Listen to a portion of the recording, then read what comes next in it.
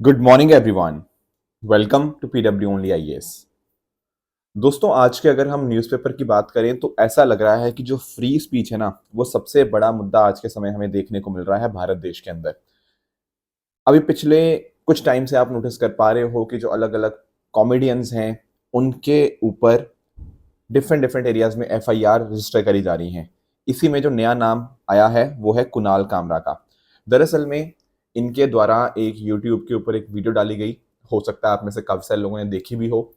उसके अंदर इन्होंने हालांकि नाम तो नहीं लिया, पर इन्होंने एक गद्दार वर्ड इस्तेमाल किया। एंड वो जो क्लिप है उसको देखकर ऐसा लगता है कि जो उन्होंने गद्दार वर्ड इस्तेमाल किया वो महाराष्ट्र के जो डिप्टी चीफ मिनिस्टर हैं एकनाथ शिंदे, उनके लिए इस्तेमाल किया, ऐसा यहाँ पे लगता है। अब इसके बाद क्या होता है, इसके बाद इनके जो समर्थक हैं महाराष्ट्र डिप्टी सीएम के, वो जाते हैं हैबिटेट जहाँ पे ये शो रिकॉर्ड हुआ था, एंड वहां पर जाकर वो हैबिटेट सेंटर को पूरी तरह से तोड़ देते हैं। और उसके बाद इनके ऊपर एफआईआर भी होती है कुणाल कामरा के ऊपर, राइट। अब यहाँ पर इन्होंने इंटरिम रिलीफ के लिए, यहाँ पे इंटरिम प्रोटेक्शन फ्रॉम अरेस्ट के लिए यहाँ पे दिया था, एंड मद्रास हाई कोर्ट ने उनको ग्रांट भी कर दिया है। बट एक चीज आप यहाँ पे दूसरा मुद्दा भी यहाँ पे नोटिस करिए कि सुप्रीम कोर्ट ने भी एक मुद्दे के अंदर बातचीत करते हुए, यहाँ पर आप नोटिस कर पाओगे जो हमारे मेंबर ऑफ पार्लियामेंट है इमरान प्रतापगढ़ी जी, उनके अगेंस्ट भी यहाँ पर एक एफआईआर हुई थी। बट सुप्रीम कोर्ट ने बोला कि हम लोग ना एक बहुत ही मैच्योर डेमोक्रेसी हैं, इतनी छोटी छोटी बातों के ऊपर अगर लोगों की भावनाएं आहत होने लग जाएंगी तो freedom of speech and expression के हम अगेंस्ट जा रहे हैं। Plus at the same time हमें 75 ईयर्स हम हो चुके हैं रिपब्लिक बने हुए, right, we will be becoming republic, right. And आप नोटिस कर सकते हो कि एक केवल एक पोइम के रिसाइटल की वजह से या कोई एंटरटेनमेंट के मुद्दे की वजह से, राइट, अगर धार्मिक भावनाएं आहत होती हैं, ये कहीं ना कहीं हमारे फंडामेंटल्स को शेक करने वाली बात है, राइट। तो उन्होंने यहाँ पे इसको क्वैश कर दिया, एंड साथ ही पुलिस को भी यहाँ पे हदायत दी है कि आप थोड़ी सी प्रिलिमिनरी इन्वेस्टिगेशन कर लिए, यहाँ पे डायरेक्टली ऐसा मत करिए कि हर चीज में हाँ कि किसी के व्यू को साइलेंस कर दिया जाए क्योंकि मेजोरिटी को पसंद नहीं है। ऐसा नहीं होगा, ठीक है। A person's views can not be silenced because the majority does not like them, ऐसा यहाँ पे सुप्रीम कोर्ट ने बोला है। और इनफैक्ट यही मुद्दे नहीं थे फ्री स्पीच के रिगार्डिंग, एक और मुद्दा भी है फ्री स्पीच के रिगार्डिंग, जहां हमने नोटिस किया था कि जो एक्स है यानी कि जो ट्विटर है, उसने यहाँ पे सरकार के ऊपर बोला था कि सरकार बहुत सारी चीजें यहाँ पे हटवाने की कोशिश करती है सहयोग पोर्टल के माध्यम से। पर यहाँ पे सेंटर ने बोला है कि नहीं, ये जो ट्विटर है, ये जो एक्स है, ये कोर्ट को मिसलीड कर रहा है। हमने यहाँ पे कोई भी ऐसा किसी की बात को हटाने की कोशिश नहीं करी है, हमने कोई सेंसरशिप नहीं लगाई है, ऐसा यहाँ पे सरकार का कहना है। एक दुखद खबर और भी है, ठीक है, दुखद घटना आप यहाँ पे देख पाओगे। म्यांमार और थाईलैंड के अंदर 144 एंड 8 लोगों की यहाँ पे मृत्यु हुई है बिकॉज एक बहुत ही बड़ा अर्थक्वेक यहाँ पे हमें देखने को मिला है। अगर मैं बात करूँ रिक्टर स्केल के ऊपर तो ये जो आपका अर्थक्वेक था, ये 7.7 मैग्नीट्यूड का आपको अर्थक्वेक देखने को मिल जाएगा, जिस वजह से म्यांमार एंड थाईलैंड के अंदर बहुत बड़े लेवल के ऊपर डिस्ट्रक्शन देखने को मिला है। उम्मीद यही है दोस्तों कि जल्दी से जल्दी ये जो देश है रिकवर कर पाएंगे इस पर्टिकुलर हादसे से, एंड वापस खड़े हो पाएंगे। दोस्तों, डेट है आज की 29 मार्च 2025, एंड आप सभी का स्वागत है आज के प्रीलिम बूस्टर न्यूज डिस्कशन में। स्टार्ट करने से पहले मैं आपको बता दूं कि कल यानी कि 30 ऑफ मार्च को आपका all India open prelims mock test 2 आपको है। एंड ये जो टेस्ट होगा ये ऑनलाइन माध्यम के अंदर कंडक्ट होगा, जिसमें आप सुबह 9:30 से 11:30 के बीच में अपना जीएस का टेस्ट दे सकते हैं, एंड 2:30 से 4:30 के बीच में अपना सी सेट का टेस्ट यहाँ पे दे सकते हैं। ध्यान रखिएगा जो टेस्ट होगा इंग्लिश और हिंदी दोनों माध्यम में होगा, तो डेफिनेटली आप इस टेस्ट को अटेम्प्ट कीजिएगा, एंड आपको एक आइडिया लगेगा कि 2025 प्रीलिम्स की आपकी कैसी तैयारी है, एंड कैसे कैसे आप आने वाले टाइम्स को स्ट्रेटजाइज कर सकते हो। तो उसमें टेस्ट आपको हेल्प कर सकता है। इसका जो रजिस्ट्रेशन लिंक है मैं नीचे डिस्क्रिप्शन के अंदर दे दिया है, वहां पर जाकर आप इसके अंदर एनरोल कर सकते हैं, एंड ये टेस्ट कल दे सकते हैं। स्टार्ट करते हैं पहले टॉपिक के साथ। पहला टॉपिक हमारे सामने है महाबोधि टेम्पल कॉम्प्लेक्स। पहले मैं ना आपको थोड़ा समझाता हूँ, फिर रीसेंट कॉन्टेक्स्ट के ऊपर आएंगे। देखो, अगर मैं बात कर रहा हूँ बुद्धिज्म की, तो बुद्धिज्म में 4 ऐसी प्लेसेस हैं जो बहुत ही ज़्यादा सेक्रेड मानी जाती हैं। जैसे एक तो है लुम्बिनी, लुम्बिनी नेपाल के अंदर है, आप जानते हैं, एंड यहाँ पर जो बुद्धा जी है उनका जन्म हुआ था। दूसरा है सारनाथ, ठीक है, जो कि यूपी के अंदर है। ये उनका जो पहला सरमन था उसकी जगह मानी जाती है, दैट इज धर्म चक्र परिवर्तन, ठीक है। आपने इसको पढ़ा भी होगा, धम्म चक्र परिवर्तन सुत्ता के नाम से भी आप लोगों ने पढ़ा होगा, बट इसको धर्म चक्र प्रवर्तन यहाँ पे हम कह सकते हैं। इसके अलावा जो तीसरी इंपॉर्टेंट प्लेस है वो है कुशीनगर यूपी, जहां पर बुद्धा जी की डेथ हुई थी, जिसको हम बोलते हैं कि उन्होंने महापरिनिर्वाण को अटेन किया था, राइट। एंड एक चौथी साइट भी है, that is Mahabodhi temple complex. ये वो जगह है जहां पर बुद्धा जी को एनलाइटनमेंट अटेन हुआ था। तो आप नोटिस कर सकते हो 4 जगहें बहुत ही होली मानी जाती हैं to the life of lord Buddha. अब ये जो बात करें महाबोधि टेम्पल कॉम्प्लेक्स की, तो आप नोटिस कर पाओगे कि जो निरंजन रिवर है, ये जिसको ही हम फाल्गु रिवर के नाम से भी जानते हैं, ये गया डिस्ट्रिक्ट बिहार के अंदर आपको देखने को मिल जाएगा ये टेम्पल कॉम्प्लेक्स। एंड 2002 के अंदर इसको यूनेस्को ने वर्ल्ड हेरिटेज साइट का दर्जा भी दिया गया था, राइट। एक बात, बाकी तो हमने डिस्कस कर ही लिया एनलाइटनमेंट के बारे में। अब इसके टेम्पल कॉम्प्लेक्स की बात करें ना, तो इसकी काफी लंबी चौड़ी हिस्ट्री रही है। जैसे एक तो आप नोटिस कर पाओगे 6th सेंचुरी बीसी में क्या हुआ, 6th सेंचुरी बीसी में तो यही हुआ कि जो प्रिंस सिद्धार्थ थे उन्होंने यहाँ पर एनलाइटनमेंट अचीव किया। पर आप इसके बाद नोटिस करोगे ना, अगर हम आ जाते हैं 3rd सेंचुरी बीसी में, तो आप जानते होंगे उस टाइम के ऊपर कौन था, जो एम्परर अशोका थे। एम्परर अशोका ने दरअसल में यहाँ पर एक टेम्पल कंस्ट्रक्ट किया, ठीक है, और साथ ही साथ एक डायमंड थ्रोन, एक जिसको हम वज्रासन के नाम से जानते हैं, उसको कंस्ट्रक्ट किया। बट बाद में जाके जब गुप्ता सेंचुरी का टाइम आता है ना, जिसमें हम नोटिस करते हैं 5th से 6th सेंचुरी सी के बीच में, वहां पर इन्होंने इस पूरे टेम्पल को पूरी तरह से ब्रिक्स की फॉर्म में यहाँ पे बना दिया। एंड आप यहाँ पे नोटिस करना कि this is one of the earliest Buddhist temple which is constructed entirely in bricks, right. And इसके बाद फिर 7th सेंचुरी में आप जानते हैं जो हर्षवर्धन होते हैं वो भी यहाँ पर इसको एक्सपेंड करते हैं। बट दिक्कत कहाँ आती है, दिक्कत आती है 12th सेंचुरी में। 12th सेंचुरी के अंदर जाके क्या होता है, इस्लामिक इन्वेजन होते हैं, जिस वजह से यहाँ पर इसका डिस्ट्रक्शन होता है, इस टेम्पल का, इस टेम्पल को डिक्लाइन कर दिया जाता है। पर 19वीं सदी के अंदर आप लोग जानते होंगे 19th एंड 20th सेंचुरी के अंदर ब्रिटिशर्स के अंतर्गत यहाँ पर इसको रिवाइव किया जाता है। आप लोगों ने एलेक्जेंडर कनिंगम का नाम सुना होगा, राइट। आप एएसआई के बारे में डिस्कशन करते हैं कई बार, अक्सर आप लोगों ने मॉडर्न हिस्ट्री के अंदर उनका नाम सुना होगा। उन्होंने वापस यहाँ पे इसको रिवाइव किया। तो पूरी की पूरी इस तरह से हिस्ट्री होती है आपके महाबोधि टेम्पल कॉम्प्लेक्स की। ये सारा मैंने यहाँ पे आपके लिए मेंशन कर दिया है। तो आज के समय अगर हम बात करें तो ये आप जहाँ पिक्चर में देख भी पाओगे, ये बहुत ही बड़ा आपको टेम्पल देखने को मिल जाएगा। 50 मीटर हाई आपको टेम्पल देखने को मिलता है। एंड यहाँ पर 6 अलग अलग सेक्रेट प्लेसेस हैं। एंड एक 7वां भी सदर्न एनक्लोजर के बाहर आपको एक लोटस पॉन्ड भी आपको देखने को मिल जाता है। इसके साथ ही साथ जो सेक्रेट बोधि ट्री है वो भी आपको देखने को मिल जाएगा, जहां पर उनको एनलाइटनमेंट मिला था। अब आपको ध्यान में रखना है कि ऐसी मान्यता है कि ये जो बोधि ट्री है, it is a direct descendant of original Bodhi tree. कहने का मतलब क्या है कि जो उस समय बोधि का पेड़ था ना, बोधि ट्री था, उसको थोड़ा थोड़ा करके प्रिजर्व हमने किया। एंड उसी के कुछ हिस्से को वापस हम प्लांट करते गए, फिर अगले हिस्से को प्लांट करते गए। तो आप नोटिस कर पाओगे ऐसी मान्यता है कि उसी का ही डायरेक्ट डिसेंडेंट है। इसके साथ ही साथ वज्रासन, जिसको हम डायमंड थ्रोन के नाम से जानते हैं, ये एक स्टोन स्लैब है जो कि अशोका ने बिल्ड किया था ताकि वो लोकेशन को मार्क किया जा पाए जहां पर बुद्धा जी बैठे थे। एंड साथ ही साथ आप नोटिस कर पाओगे जो अनिमेश लोचन चैत्य भी आपको देखने को मिल जाएगा, जहां पर बुद्धा जी ने 2nd वीक इन मेडिटेशन यहाँ पे स्पेंड किया था। एंड एक इनर श्राइन भी आपको देखने को मिल जाता है, जहां पर बुद्धा जी का स्टैचू आपको देखने को मिल जाता है। तो डेफिनेटली ये पूरा का पूरा टेम्पल ब्रिक्स के द्वारा कंस्ट्रक्टेड है। एंड यहाँ पर आपको शिखर देखने को मिल जाएगा, ठीक है, इंट्रिकेट कार्विंग्स आपको देखने को मिल जाती हैं। एंड 4 आइडेंटिकल कॉर्नर टावर्स आपको देखने को मिल जाएंगे। तो ये है पूरा महाबोधि टेम्पल कॉम्प्लेक्स। अब न्यूज में क्यों है दोस्तों, जब हम बात करते हैं ना एक टेम्पल, उसको मैनेज करने के लिए भी एडमिनिस्ट्रेशन होती है, राइट। अब ये एडमिनिस्ट्रेशन के अंदर ना कुछ लोग तो बुद्धिज्म के साथ लिंक्ड है, कुछ हिंदूज भी हैं जो यहाँ पर इसके अंदर पार्टिसिपेट करते हैं, इसके एडमिनिस्ट्रेशन के अंदर। अब यहाँ पर जो बुद्धिस्ट ग्रुप हैं वो डिमांड कर रहे हैं कि ये हिंदूज के पास आपने क्यों कंट्रोल दिया हुआ है, हम चाहते हैं कि पूरा का पूरा कंट्रोल बुद्धिस्ट के पास हो। तो वो पूरा कंट्रोल डिमांड कर रहे हैं, जिस वजह से बहुत बड़े लेवल के ऊपर प्रोटेस्ट किए जा रहे हैं बोध गया के अंदर। तो इस वजह से ये पर्टिकुलर न्यूज आज के समय हमें देखने को मिल रही है। चलते हैं अगले टॉपिक की तरफ एंड अंडरस्टैंड करते हैं ग्रेट व्हाइट शार्क के बारे में। ग्रेट व्हाइट शार्क के रिगार्डिंग एक स्टडी हुई, बेसिकली ये 20 साल लंबी स्टडी हमें देखने को मिली, जिसके अंतर्गत ये पाया गया कि ग्रेट व्हाइट शार्क के खत्म होने की वजह से जो मैरीन इकोसिस्टम है वो काफी बड़े लेवल के ऊपर इम्पैक्ट हो रहा है। तो थोड़ा सा पहले तो इसी को समझते हैं, ग्रेट व्हाइट शार्क को। आप पिक्चर में इसको देख पा रहे होंगे। देखो ये दुनिया की लार्जेस्ट नॉन प्रेडेटरी फिश आपको देखने को मिल जाती है और इसका आईयूसीएन स्टेटस वल्नरेबल है। कुछ और फैक्ट्स आप देखिएगा, जैसे ये टेम्परेट कोस्टल वाटर में पाई जाती है, यूएसए हो गया, साउथ अफ्रीका, ऑस्ट्रेलिया, जापान, यहाँ पर भी आपको देखने को मिल जाएगी। अब कुछ एक बातें इनके बारे में आपको ध्यान में रखनी है। पहली बात तो है इसकी शेप के रिगार्डिंग। आपको इसकी शेप देख के थोड़ा टॉर्पेडो की याद आई? बिल्कुल। तो ये जो टॉर्पेडो बेस्ड शेप होती है ना इसकी, उस वजह से पानी के अंदर इसकी स्पीड, इसकी एबिलिटी बहुत ज़्यादा इंक्रीज हो जाती है।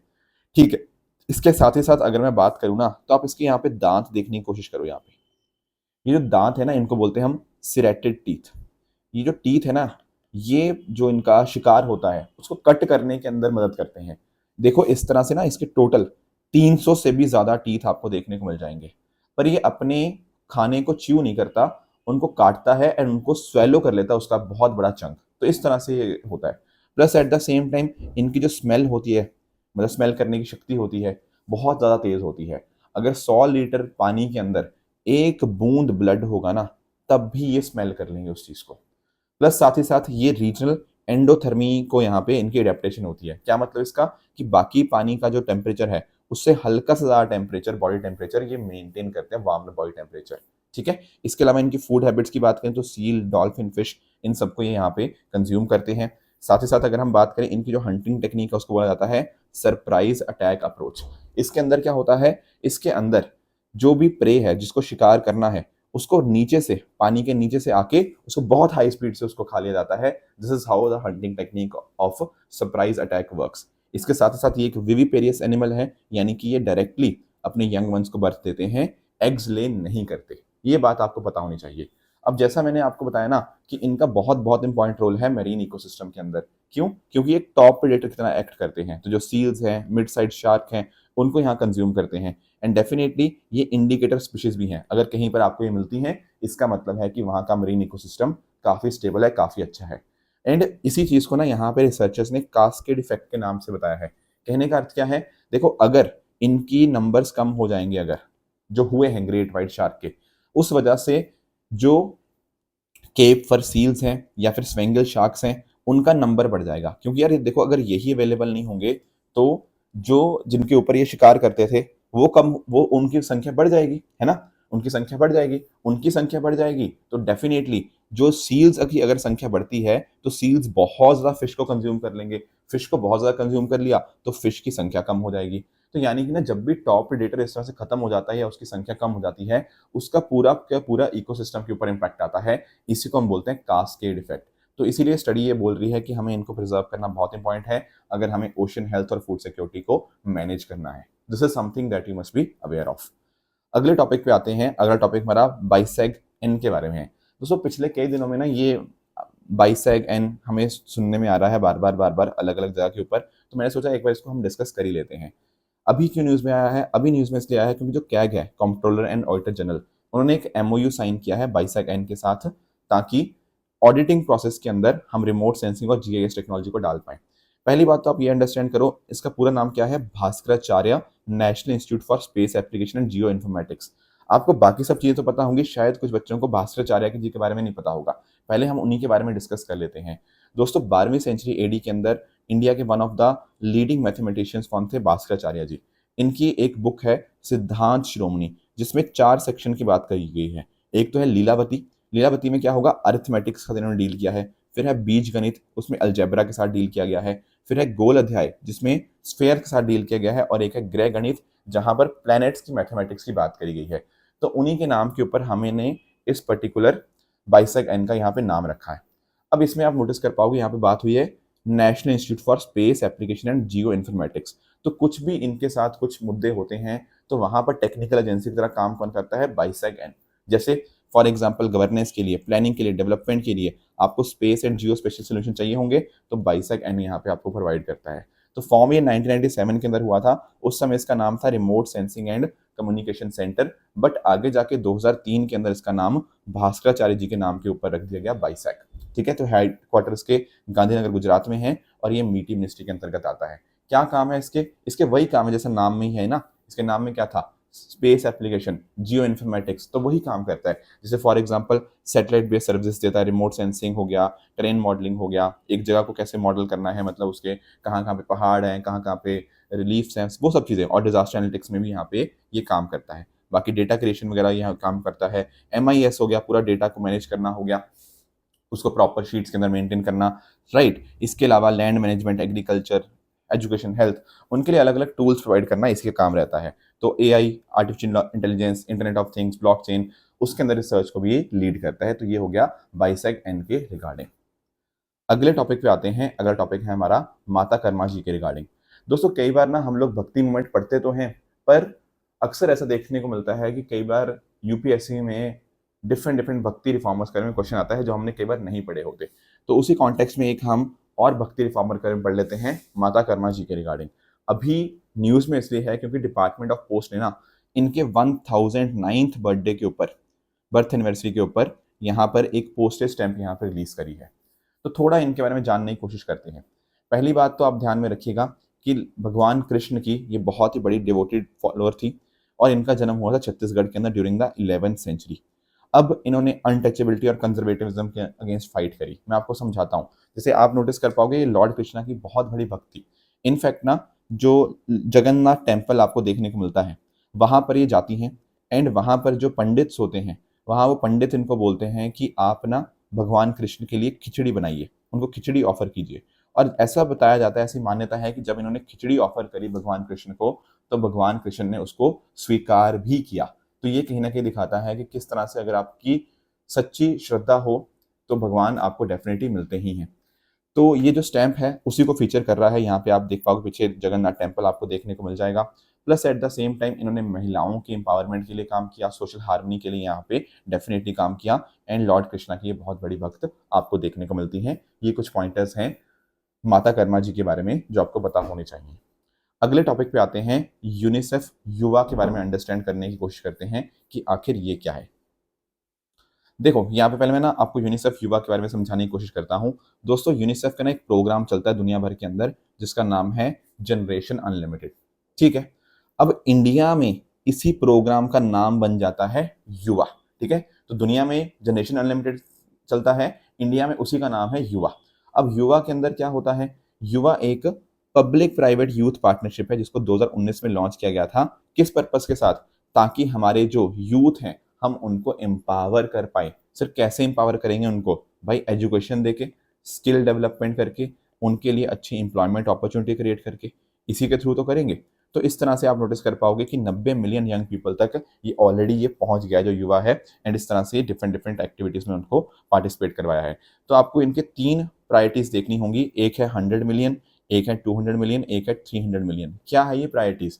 पहली बात है 100 मिलियन यंग लोगों के लिए पाथवेज बनाएंगे ताकि वो आगे जाके रोजगार उनको प्राप्त हो। इसी तरह से 200 मिलियन यंग लोगों को अच्छे स्किल्स दिए जाएंगे ताकि जो आने वाले समय के अंदर जो फ्यूचर ऑफ वर्क है जैसे एआई वगैरह हो गया, राइट, उनके साथ अलाइन करते हुए इस तरह के अलग अलग रेलेवेंट स्किल्स उनको प्रोवाइड करने हैं। Plus at the same time 300 million young people के साथ पार्टिसिपेट करना है, पार्टनर करना है एज चेंज मेकर। ठीक है, एंड कहीं ना कहीं उनके लिए जगह बनानी है ताकि आगे जाके वो लीडरशिप पोजीशन तक पहुंच पाए। तो ये युवा का यहाँ पे फोकस आपको देखने को मिल जाएगा। इनफैक्ट युवा के द्वारा एक यंग पीपल एक्शन टीम वाईपैट भी यहाँ पे बनाई गई है जो कि एक्टिवली पार्टिसिपेट करती है बोर्ड मीटिंग्स के अंदर, टास्क फोर्स वर्किंग ग्रुप्स के अंदर, राइट, और इनके कहीं ना कहीं युवा की प्रायोरिटीज को आगे लेकर जाती है। एंड इनफैक्ट एक कैंपेन भी है इम्पैक्ट विद यूथ जहां पर पब्लिक एंड प्राइवेट सेक्टर दोनों के अंदर यूथ की इंपॉर्टेंस को यहाँ पे रियलाइज करवाने की कोशिश करी जा रही है। अब यहाँ पे क्या हुआ है, एक स्टेटमेंट ऑफ इंटेंट यहाँ पे साइन हुआ है between ministry of rural development and युवा, राइट। अब इसके अंदर क्या होगा, जैसे आप नोटिस कर पाओगे रूरल डेवलपमेंट मिनिस्ट्री आ गई ना, तो अब कहीं ना कहीं हमारा फोकस होगा रूरल प्रॉस्पेरिटी के ऊपर एंड इनफैक्ट महिलाओं के ऊपर भी यहाँ पे खासकर फोकस आपको देखने को मिल जाएगा कि हम रूरल महिलाओं को और यूथ को एम्पावर करने की कोशिश कर रहे हैं। इस बार के बजट के अंदर भी ना सरकार ने एक प्रोग्राम लॉन्च किया है, rural prosperity and resilience programme. ये उसके साथ भी आपको लिंक करता हुआ देखने को मिल जाएगा। तो 3 साल का ये पार्टनरशिप होगा ministry of rural development and UNICEF युवा के बीच में, जहां पर हम female labour force participation rate इसको यहाँ पे बढ़ाने की कोशिश करेंगे। जैसे आपकी महिलाएं होती हैं सेल्फ हेल्प ग्रुप्स के साथ जो कनेक्ट होती हैं, तो उनके माध्यम से jobs, self employment, entrepreneurship, skill building initiative देने की यहाँ पे हम कोशिश करेंगे। जैसे मैं आपको एग्जांपल देता हूँ, जैसे एक लखपति दीदी करके आपने इनिशिएटिव सुना होगा, राइट। तो लखपति दीदी जैसे इनिशिएटिव है उस तरह से हम और भी इनिशिएटिव हम यहाँ पे स्टार्ट करना चाहते हैं। लखपति दीदी क्या होता है, यहाँ पर एक सेल्फ हेल्प ग्रुप का जो मेंबर होता है वो कम से कम साल भर के अंदर 1 लाख से ज्यादा इनकम अर्न करे, ये है लखपति दीदी का कॉन्सेप्ट। इसके अलावा भी अगर हम बात करें तो और भी चीज़ें इंफ्रास्ट्रक्चर हम बेहतर करें, जैसे कंप्यूटर दीदी सेंटर्स बनाए जाएंगे, दीदी की दुकान इस्टेब्लिश करी जाएगी इन कुछ स्टेट्स के अंदर, तो डिजिटल इंफ्रास्ट्रक्चर बेहतर होगा। तो इस तरह से हमारी कोशिश ये है कि हम 35 लाख महिलाओं तक पहुंच पाएं अक्रॉस मोर देन 7,000 ब्लॉक्स। ऐसा यहाँ पर फोकस इसके माध्यम से होने जा रहा है, राइट। एक आखिरी टॉपिक और डिस्कस कर लेते हैं, दैट इज प्रचंड प्रहार के बारे में। दोस्तों यहाँ पर पता क्या हुआ है, ये भी एक एक्सरसाइज है, पर ये एक्सरसाइज पता किसने कंडक्ट करवाई गई है? इंडियन आर्मी, इंडियन नेवी और एयरफोर्स, तीनों ने मिलकर ये यहाँ पर इंटीग्रेटेड वॉरफेयर एक्सरसाइज प्रचंड प्रहार यहाँ पे कंडक्ट करी है इन अरुणाचल प्रदेश। 3 दिन की एक्सरसाइज थी, 25 से लेकर 27 मार्च के बीच में ये यहाँ पे कंडक्ट हुई है। एंड फोकस यही था कि क्या तीनों मिलकर साथ में काम करने के लिए पूरी तरह से सक्षम है, जैसे प्रिसीजन फायर पावर हो गया, इंटीग्रेशन हो गया चीज़ों का, वो सारी चीज़ें यहाँ पे देखी गई। तो तीनों की तीनों यहाँ पे सर्विसेज यहाँ पे इन्वॉल्व थी, एक तरह से इंटीग्रेटेड अप्रोच थी, जहां पर हमने एडवांस इक्विपमेंट का इस्तेमाल किया, जैसे आपके ड्रोन्स हो गया, अनमैन्ड एरियल व्हीकल्स, उसके अलावा armed helicopters, long range maritime reconnaissance aircraft, उसके अलावा लॉइटरिंग मुनिशंस, ठीक है, जिसमें कई बार इकट्ठे कई सारे बम्स अलग अलग जगह पे गिरते हैं, स्पेस बेस्ड एसेट्स, ये सब अलग अलग इक्विपमेंट हमने इस्तेमाल किए इन ऑर्डर टू इंश्योर कि हम लोग कोऑर्डिनेटेड मैनर के अंदर बैटलफील्ड ऑपरेशंस के लिए यहाँ पे रेडी हो पाए। इसके लिए यहाँ पे फोकस हमें देखने को मिल जाता है, राइट। बात करें दोस्तों प्रेजेंट न्यूज़ की, तो आज का आपका होमवर्क रहेगा बेन गुरियन कैनाल के बारे में। इसके बारे में आप पढ़ेंगे और नीचे कमेंट्स में बताएंगे कि इसका क्यों न्यूज़ में है, आखिर क्यों न्यूज़ में है, आखिर इसका क्या कॉन्टेक्स्ट है। इसके साथ ही साथ कल मैंने आपको होमवर्क दिया था बेटगे क्रेटर के रिगार्डिंग, आप यहाँ पे नोटिस कर पाओगे कि ये कहाँ देखने को मिलता है। सर ये हमें रशिया के अंदर आपको देखने को मिल जाएगा। एंड इनफैक्ट ना इसके कुछ इंपॉर्टेंट नाम है, जैसे इसको डोरवे टू हेल के नाम से भी जाना जाता है, या फिर कुछ लोग इसको गेटवे टू अंडरवर्ल्ड के नाम से भी जानते हैं, ठीक है। पर ये है क्या दोस्तों? ये सबसे बड़ा दुनिया का परमाफ्रॉस्ट क्रेटर माना जाता है, राइट। इस वजह से ये बहुत ज्यादा न्यूज में रहता है। कहां पर है? रशिया के अंदर जो साखा रिपब्लिक है ना, वहां पर आपको देखने को मिल जाएगा, क्योंकि परमाफ्रॉस्ट जो कहीं ना कहीं आपकी बहुत लंबे टाइम से जो बर्फ जमी हुई है उसके पिघलने की वजह से हमें देखने को मिलता है डिफॉरेस्टेशन, क्लाइमेट चेंज, उनका इम्पैक्ट यहाँ पे आपको देखने को मिल जाएगा। एंड पिछले कुछ समय के अंदर काफी तेजी से एक्सपैंड हो रहा है because of the climate change, that is why this particular location is in news. तो ये आपको पता होनी चाहिए। बाकी इसके साथ ही अगर मैं बात करूँ ट्रू एंड फॉल्स स्टेटमेंट्स की, तो ये स्टेटमेंट्स हैं, आप इनका आंसर मुझे बता सकते हो। कल मैंने आपको जो होमवर्क दिया था, एक था डीएमएफ के बारे में, डिस्ट्रिक्ट मिनरल फाउंडेशन के बारे में। ये नॉन प्रॉफिट ट्रस्ट होती हैं जिनको माइनिंग डिस्ट्रिक्ट के अंदर बनाया जाता है by respective state organisation. Yes, this statement is true. उसके अलावा अगर हम बात करें commission on genetic resources for food and agriculture, तो इसको एफएओ ने ही बनाया था 1983 के अंदर, तो ये स्टेटमेंट भी अपने आप में करेक्ट बन जाएगी। एबल प्राइस की दोस्तों बात करें तो लिटरेचर के अंदर नहीं बल्कि मैथ्स के अंदर जो कोई आउटस्टैंडिंग कॉन्ट्रीब्यूशन करता है उसको मिलता है, तो ये तीसरा स्टेटमेंट आपका इनकरेक्ट होगा। And control of pollution scheme आपकी सेंट्रल सेक्टर स्कीम है, ना कि स्पॉन्सर्ड, इसलिए ये स्टेटमेंट भी आपका यहाँ पे इनकरेक्ट बन जाएगा। दोस्तों ये थी हमारी आज की डिस्कशन। इसी तरह से आप सब लोग अपने एंड पे हार्डवर्क करते रहिए। Thank you so much for joining, all the very best.